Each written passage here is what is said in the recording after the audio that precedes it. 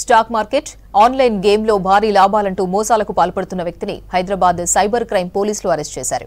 నిందితుడు రోనాక్ తన్నాను గోవాలో అరెస్ట్ చేసినట్లు హైదరాబాద్ సిపి శ్రీనివాసరెడ్డి చెప్పారు. సోషల్ మీడియా ప్లాట్ఫామ్తో దుబాయ్ నుంచి మోసాలు చేస్తున్నట్లు నిందితుడు తెలిపాడు.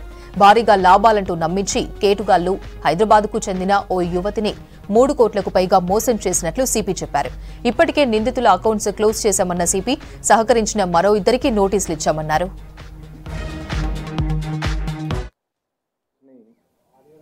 ల్యూర్ చేసి వాళ్ళని మోసం చేస్తుంటారు.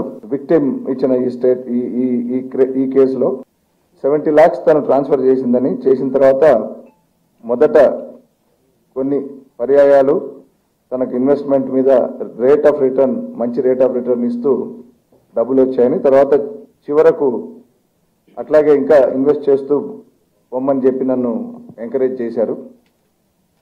చేయగా చివరాఖరికి 70 lakhs నేను పోగొట్టుకున్నానన్న ఒక కంప్లైంట్తో వచ్చారు.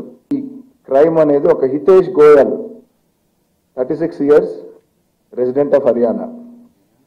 అతను ఢిల్లీలో ఒక ఆఫీస్ పెట్టుకుని తర్వాత various bank accounts, merchant IDs ఇవన్నీ కూడా అక్కడ క్రియేట్ చేసుకుని ఫ్రాడ్యులెంట్ ట్రాన్సాక్షన్స్ ద్వారా ఇట్లా ఇన్నోసెంట్ గల్లిబుల్ ఇన్వెస్టర్స్ ల్యూర్ చేస్తూ ఈ డాఫాబెట్ అనే గేమింగ్ వెబ్సైట్ ద్వారా ఆ ప్లాట్ఫామ్ ద్వారా చేసినట్టుగా మనకు తెలిసింది.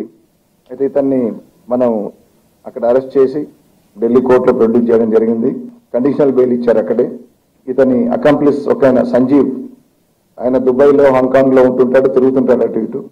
వాళ్ళిద్దరు కలిసి ఇంకా కొద్దిమంది వాళ్ళ అకంప్లిసెస్తో కలిసి ఈ ఫ్రాడ్ని, ఇన్వెస్ట్మెంట్ ఫ్రాడ్ని కండక్ట్ చేసినట్టుగా మాకు తెలియవచ్చింది.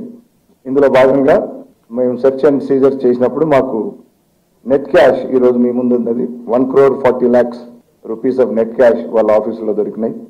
అట్లాగే 23 mobile phones, 3 hard disk, 2 laptops, 36 bank cheque books ఉన్నాయి, 52 డెబిట్ కార్డ్స్. దర్యాప్తు ఇంకా కొనసాగుతుంది.